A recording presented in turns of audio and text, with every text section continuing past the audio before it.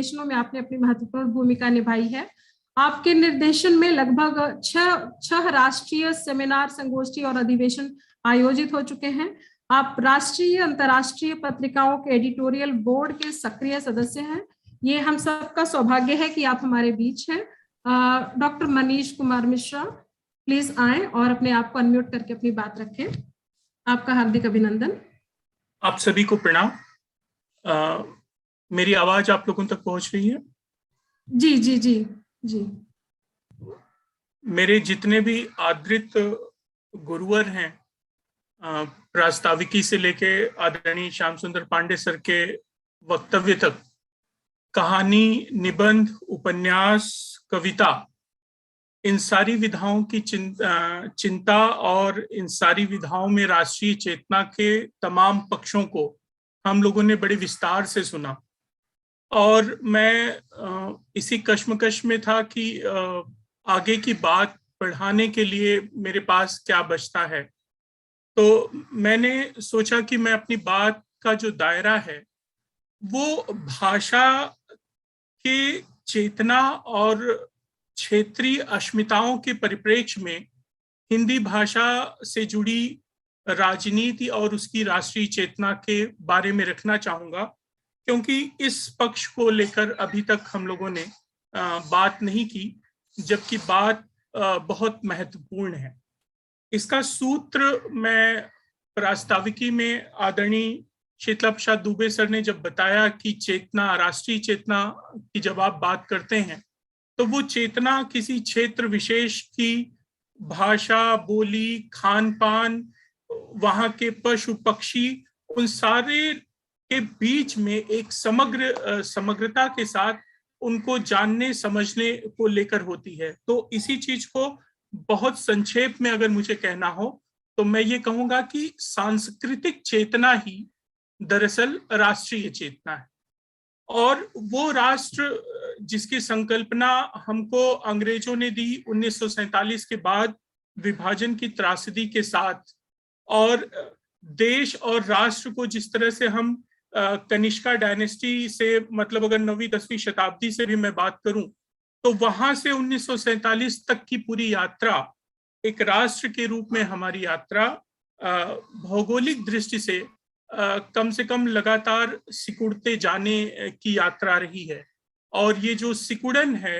भौगोलिक दृष्टि से, अगर 1947 के बाद विभाजन की त्रासदी के बाद रुकी या रोकी गई तो भी कहीं न कहीं विचारों में वो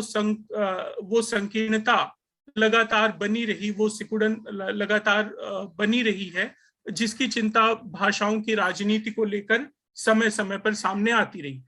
एक बहुत महत्वपूर्ण बात आदरणीय श्याम सुंदर पांडे जी ने अपनी बात रखते हुए उन्होंने कहा कि क्षेत्रीय स्तर पर विभाजन की बात हम स्वीकार नहीं कर सकते, क्योंकि वो कहीं न कहीं आपकी राष्ट्रीय एकता, अखंडता और संप्रभुता के लिए अच्छी नहीं है, वो उसको कहीं न कहीं तोड़ती है। तो मैं इसी बात को थोड़े अलग नजरिए से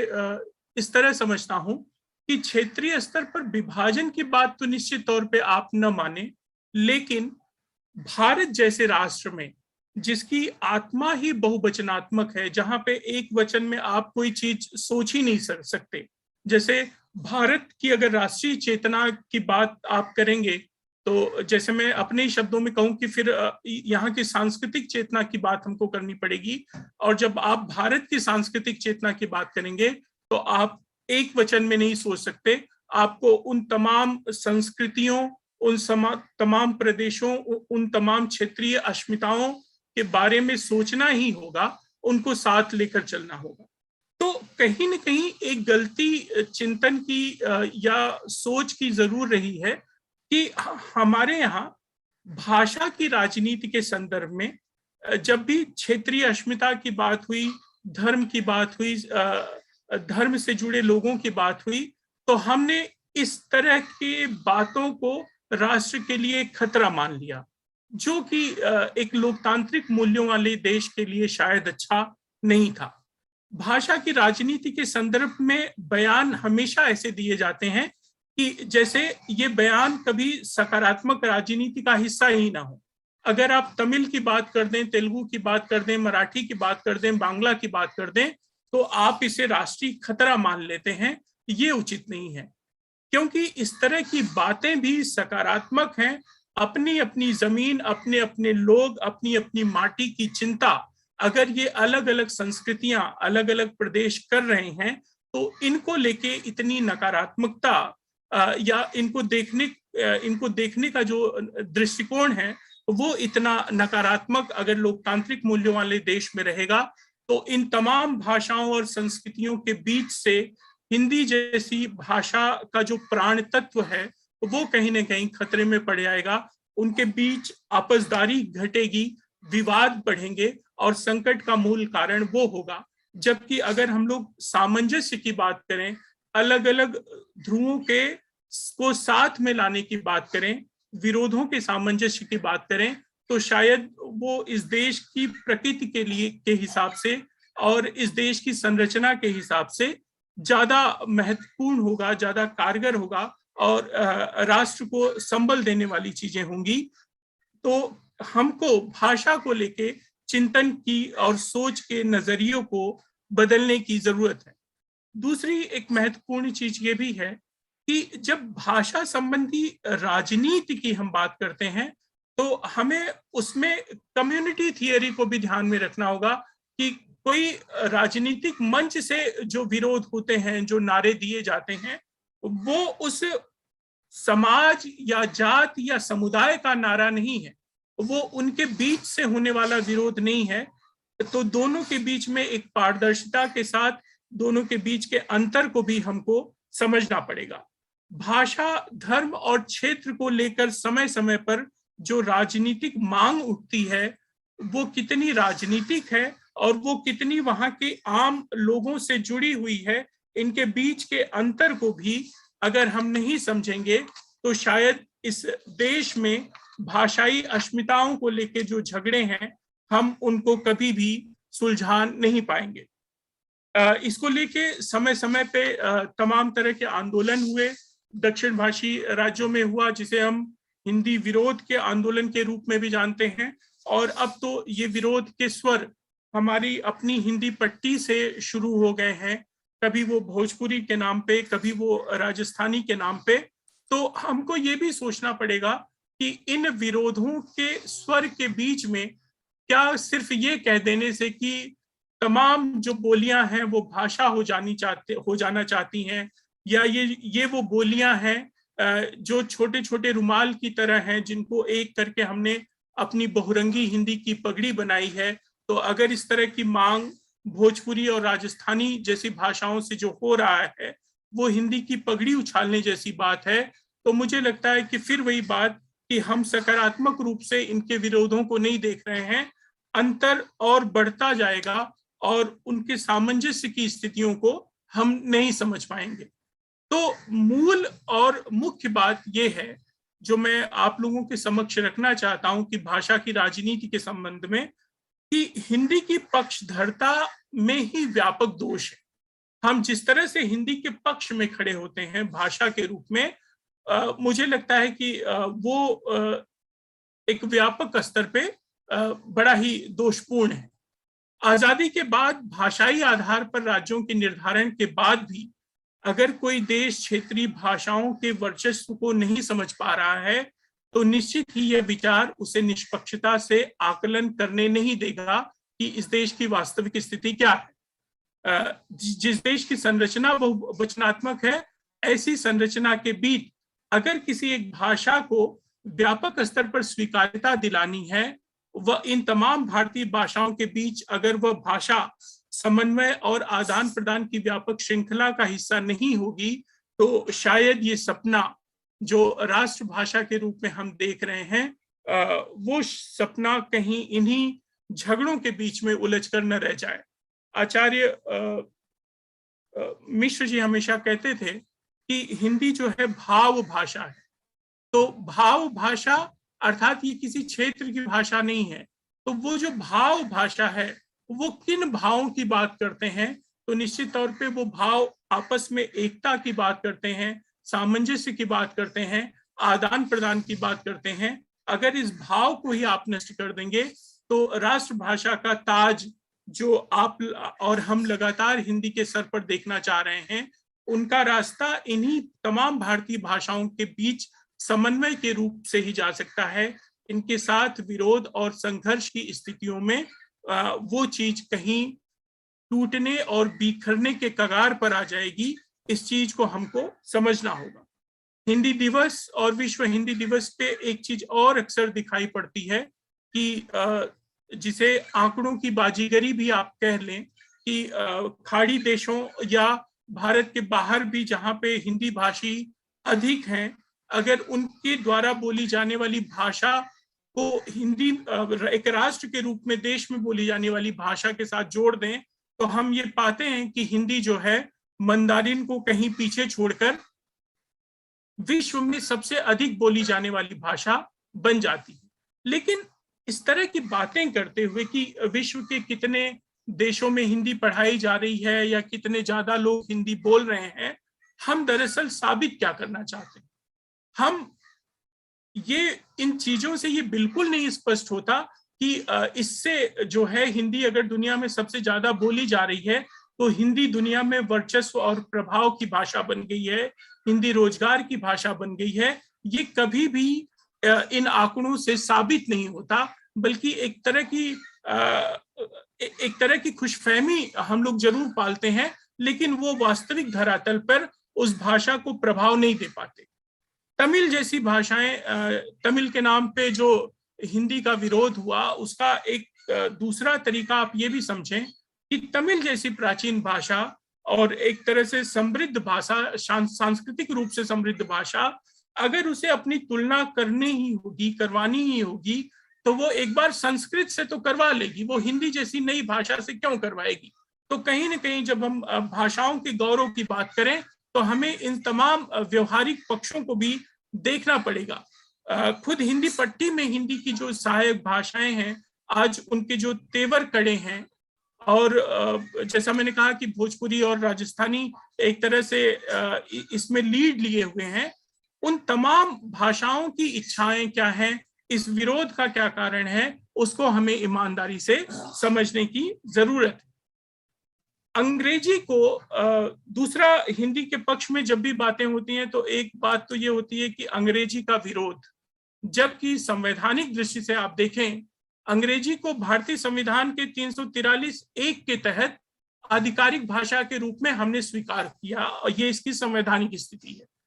अंडमान, अरुणाचल प्रदेश, चंडीगढ़, गोवा, मेघालय, मिजोरम और नागालैंड जैसे प्रदेश हैं जहां अंग्रेजी एकमात्र आधिकारिक भाषा के रूप में है, और सह आधिकारिक भाषा के रूप में या दूसरी राजभाषा के रूप में तो मुझे लगता है कि ये तमाम राज्यों में अपनाई गई है। हमारा संविधान खुद अंग्रेजी भाषा में लिखा गया। उच्च शिक्षा और शोध की तमाम कार्य अंग्रेजी से हिंदी में आए, अगर मैं ऐसा कहूं तो उसमें किसी को बुरा नहीं मानना चाहिए। और भाषाओं में भारत के पक्ष में या भारत के परिप्रेक्ष्य में हम देखें तो पिछले 7-8 वर्षों का जो इतिहास है, आप फारसी से शुरू करिए, उसमें व्याप्ति, रोजगार और पसंद की भाषा के रूप में अंग्रेजी का कोई मुकाबला नहीं रहा। स्वयं फारसी भी उसके मुकाबले कहीं नहीं टिकती। लगभग 600 वर्षों तक राज करने वाली फारसी भी इस तरह पसंद नहीं की गई, इस तरह रोजगार का साधन नहीं बनी, और इतनी बड़ी व्याप्ति उसकी भाषा के तौर पे नहीं रही जितनी की अंग्रेजी की रही। आचार्य रामविलास शर्मा जी लिखते हैं कि इस दास्तां में भी हमने अंग्रेजी को क्यों नहीं अपनाया, क्वेश्चन मार्क, इसलिए कि हमारी भाषा हमारी राष्ट्रीय चेतना की प्रतीक है। फिर वही बात है कि जिस राष्ट्रीय चेतना की मैं बात कर रहा हूं उसको अधिक ज्यादा स्पष्ट रूप में 1951 में राधाकृष्णन समिति की रिपोर्ट आई है, और उस रिपोर्ट का अंश है मैं जो आपके सामने कोट कर रहा हूं। यह सत्य है कि अंग्रेजी भाषा देश की एकता के उत्थान में एक महत्वपूर्ण तथ्य रही है। दरअसल राष्ट्रीयता की संकल्पना तथा राष्ट्रीयता की भावना मुख्य रूप से भारत में अंग्रेजी भाषा और साहित्य के उपहार हैं। सन 1880 के आसपास बताते हैं कि लगभग 1 करोड़ की आबादी इस देश में ऐसी थी जो अंग्रेजी के माध्यम से विश्व साहित्य और विश्व साहित्य को पढ़ते हुए अपनी जमीन पर अपनी आजादी की लड़ाई लड़ने के लिए पूरी तरह से तैयार हो गई थी। तो नेशन एंड नरेशन की जो बात होती है कि एक राष्ट्र के रूप में अंग्रेजों ने जिस तरह से इस देश को अपरोक्ष रूप से आंदोलित किया, अंग्रेजी शिक्षा के माध्यम से हमारे युवकों को जिस तरह से तैयार किया, जिस तरह अंग्रेजी शिक्षा के माध्यम से बाबा साहेब आम्बेडकर और महात्मा गांधी जी विदेशों से शिक्षित होकर यहाँ पे आते हैं और राष्ट्र की एकता के लिए यहाँ के आंदोलन में कूद पड़ते हैं। उस आंदोलन की तीव्रता में इस भाषा ने एक बहुत बड़ी भूमिका तो निभाई ही है, जिसकी तरफ इशारा राधाकृष्णन समिति कर रही है, और वो स्पष्ट रूप से ये मानते हैं कि इस देश की राष्ट्रीयता की संकल्पना में और राष्ट्रीयता की भावना में अंग्रेजी भाषा और साहित्य का यह उपहार है जो हमको मिला हुआ है। तो कहीं ना कहीं जब हम भाषाओं को लेकर बात करें तो बहुत ज्यादा भावुक होकर सोचने की जरूरत नहीं है, बल्कि हमको बहुत व्यवहारिक धरातल पर इन सारी चीजों को स्वीकार करने वाली बात की जरूरत है। दूसरी चीज, रोजगार और अवसर वाली भाषा, जिसकी तरफ मैंने इशारा किया कि चिपलुनकर जैसे नायक थे जो कहते थे कि हाँ वागिन सा दूध है, अंग्रेजी भाषा को वागिन का दूध कहते थे। राजा राम मोहन राय जैसे लोग थे जो इसके समर्थक थे। इसका मतलब क्या वो राष्ट्र विरोधी हो गए थे? बिल्कुल नहीं। वागिन का दूध या शेरनी का दूध वो इसीलिए कहते थे क्योंकि इसमें अवसर था, इसमें प्रभाव था, इसमें रोजगार था। तो उसी तरह का प्रभाव, उसी तरह का रोजगार, उसी तरह के अवसर अगर हमें अपनी भाषा में मिले, अपनी तमाम भारतीय भाषाओं में मिले, तो निश्चित तौर पर इन भाषाओं की स्थितियां ज्यादा बेहतर होंगी। तब तो आप इस बात पे गर्व करें कि ये देश में दुनिया के कितने देशों में पढ़ाई जा रही हैं या कितने लोगों द्वारा बोली जा रही है। हिंदी समेत तमाम भारतीय भाषाओं का जो नुकसान लगातार हो रहा है, वैचारिक संकीर्णता और एक तरह से राजनीतिक अकर्मण्यता के कारण कहीं न कहीं एक राष्ट्रीय स्तर पे एक चेतना की आवश्यकता है, जहां पे हम अपनी तमाम भाषाओं की अस्मिता को लेकर राजनीति करने की बजाय हम उन्हें अवसर एवं प्रभाव की भाषा बनाने के लिए संघर्ष करें, जिससे तमाम भाषाएं आगे बढ़ें। और भाषाओं के नाम पे खाली जो मठाधीशी हो रही है, जो राजनीतिक बयान दिए जा रहे हैं, बहुत भावुकतापूर्ण तरीके से आप इनके पक्ष में तो खड़े हो जाते हैं, लेकिन आपके पास कोई ऐसी मशाल नहीं है जिससे आप रास्ता दिखाएं कि इन भाषाओं को साथ लेते हुए, इन भाषाओं को साथ लेकर आप आगे किस तरह के प्रभाव,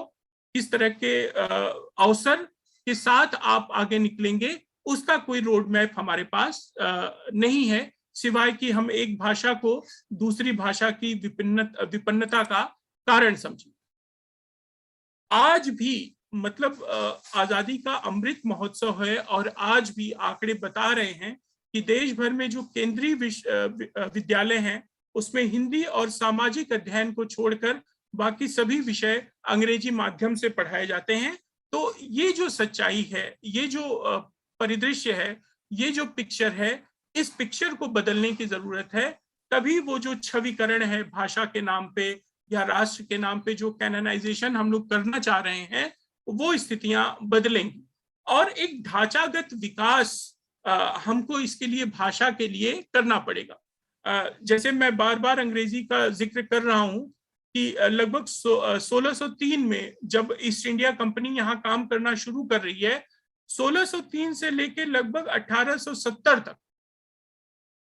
1870 कह रहा हूं, माफ करिए, 1830-32 तक भाषा को लेकर किसी तरह की छेड़खानी ईस्ट इंडिया कंपनी नहीं करती है। जो है जैसे है वैसे वो स्वीकार करती है। बहुत दिनों तक वो फारसी को अपनाए हुए है, बाद में हिंदुस्तानी को अपनाती है, उर्दू को अपनाती है, यहाँ तक कि शिक्षा के क्षेत्र में भी वह क्षेत्रीय भाषाओं को अपनाने में उसे कोई गुरेज नहीं है। लेकिन ऐसा करते हुए वह लगातार धीरे धीरे छुपे हुए तौर पे अंग्रेजी भाषा को सशक्त करने का काम कर रहे हैं और एक ऐसा ढांचा इस देश में विकसित कर रहे हैं जो न हम लोगों ने मुगलों के समय देखा, न मुगलों के पहले देखा।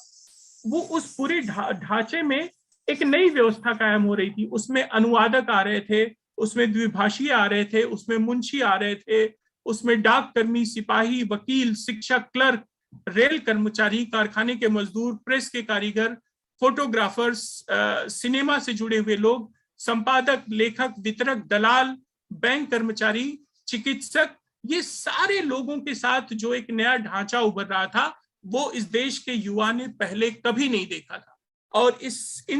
पूरे ढांचे में शामिल होना था, तो उसका एक माध्यम था अंग्रेजी भाषा, जो आपको प्रशासन के भी करीब ले जा रही थी और इन तमाम नई ढांचागत व्यवस्था में आपके लिए रोजगार का और अपने आप को आर्थिक रूप से ज्यादा बेहतर बनाने की एक व्यवस्था भी प्रदान कर रही थी, जिसके कारण युवक लगातार इनकी ओर आकर्षित हो रहे थे। 26 जनवरी 1835 को अंग्रेजों ने यह नीति स्पष्ट कर दी कि तकनीकी और चिकित्सा क्षेत्र में अब वे सिर्फ और सिर्फ अंग्रेजी में शिक्षा देंगे। 1603 में वो काम करना शुरू कर रहे हैं ईस्ट इंडिया कंपनी से, और 1835 तक वो भाषा को लेके खामोश है। लेकिन 1835 में जब वो देखते हैं कि उनकी स्थितियां सुदृढ़ हो गई हैं, तब उन्होंने अंग्रेजी में जो है तकनीकी और चिकित्सा क्षेत्र के लिए उन्होंने भाषा के रूप में अंग्रेजी को उन्होंने अनिवार्य किया। राजा राम मोहन राय इसके समर्थन में रहे। 1835 के पहले तमाम स्थानीय भाषाएं थी जिनको वो प्रोत्साहित कर रहे थे। हम देखते हैं कि सर सैयद चिकित्सा की तमाम किताबें जो है वो उर्दू और फारसी में उन्होंने लिखी थी, लेकिन 1835 के बाद अंग्रेजों ने ये व्यवस्था बंद कर दी। 1783 के आसपास उच्च न्यायालयों से फारसी हटाई गई। मतलब 1603 से लेकर 1783 तक अंग्रेज यहां भी खामोश रहे और वे चुपचाप फारसी को उच्च न्यायालय में की भाषा के रूप में स्वीकार करते हैं, और जब अपनी स्थितियां दृढ़ कर लेते हैं, एक भाषा के रूप में अपने आप को मजबूती दे लेते हैं, तब जाकर उसे वो हटाने की बात कहते हैं। तो ये सारे उदाहरण देने के पीछे, ये सारा डेटा देने के पीछे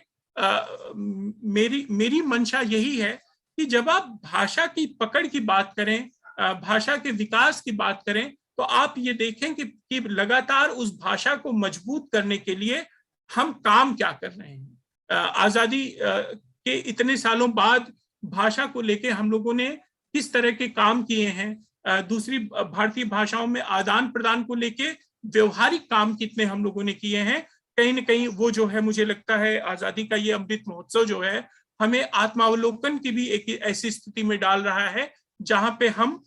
इन सारी चीजों का आकलन करें कि हम कितने बेहतर तरीके से भाषाओं को लेकर आगे बढ़ रहे हैं।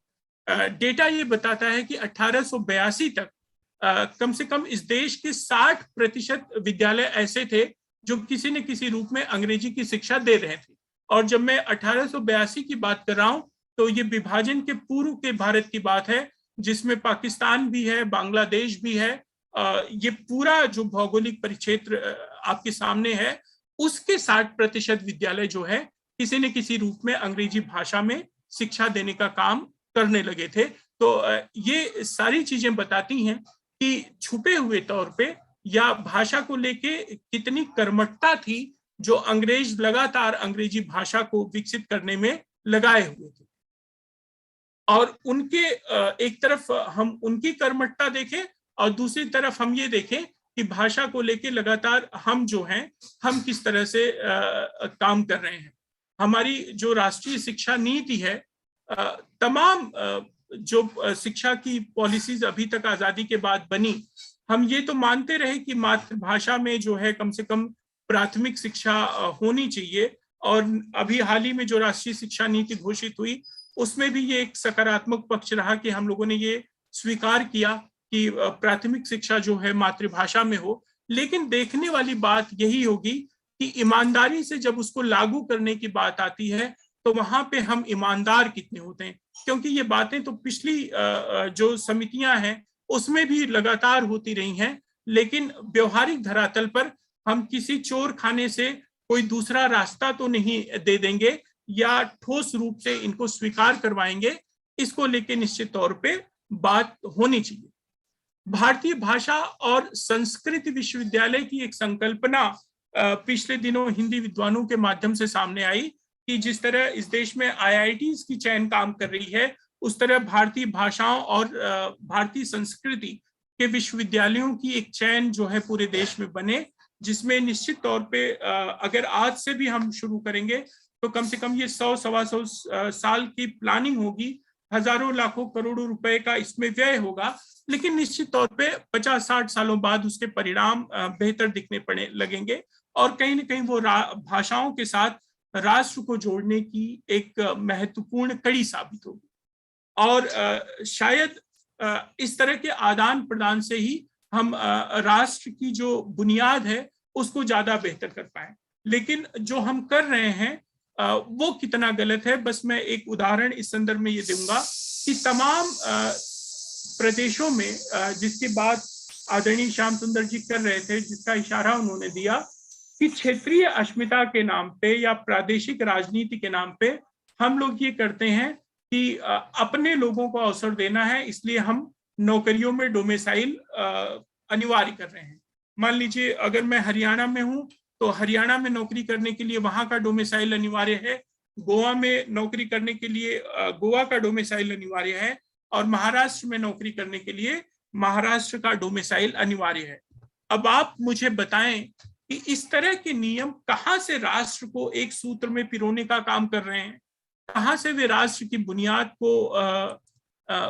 राष्ट्र की उर्वरा शक्ति को बढ़ाने का काम कर रहे हैं, ये मेरी समझ से परे है।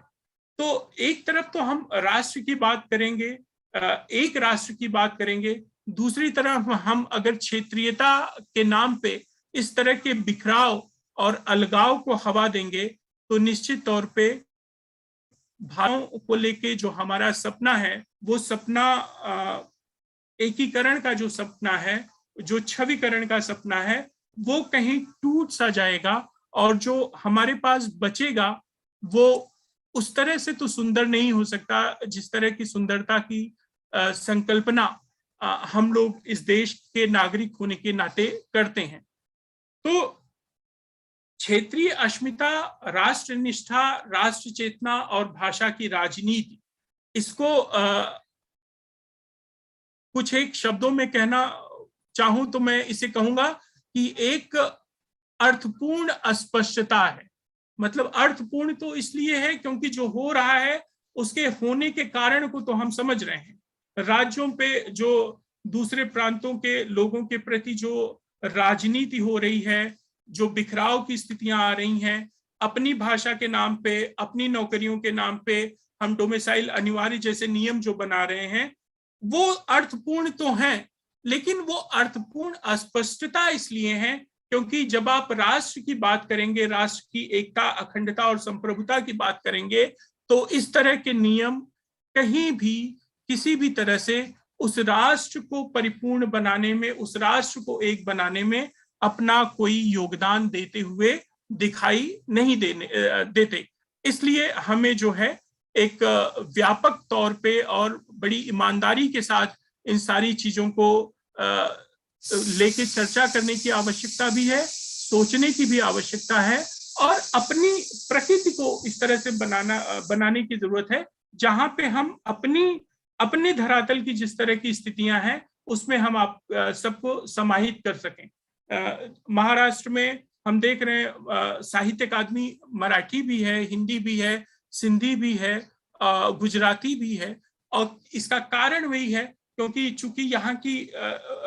स्थितियां ऐसी रही हैं कि हम तमाम भारतीय जो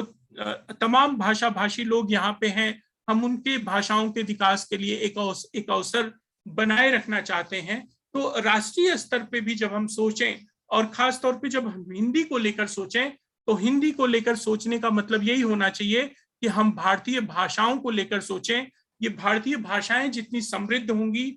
उनका जितना विकास होगा, निश्चित तौर पे उनके विकास के साथ साथ ही हिंदी का विकास जुड़ा हुआ है क्योंकि हिंदी अपना प्राण तत्व इन्हीं भाषाओं के बीच से पाएगी। किसी भाषा विशेष का विरोध करके अगर हमको ये लगता है कि हम हिंदी को अधिक ताकतवर बना लेंगे तो माफ करिए, कम से कम मैं ऐसी बातों के पक्ष में नहीं खड़ा हो पाता और फिर वो भाषा का विरोध चाहे अंग्रेजी का ही क्यों ना हो। अगर हम लोग गुरु रविन्द्रनाथ टैगोर की वह गीतांजलि जो बांग्ला में है हम उसका बहुत आदर करें, सम्मान करें। और वही गुरु रविन्द्रनाथ टैगोर जब वही गीतांजलि अंग्रेजी में लिख देते हैं तब हम उसका विरोध करने लगे। तो इस तरह के विरोध जो हैं मेरी समझ के परे हैं। हमको गुणों को देखकर चीजों को आत्मसात करना है, ना कि बाहर के किसी एक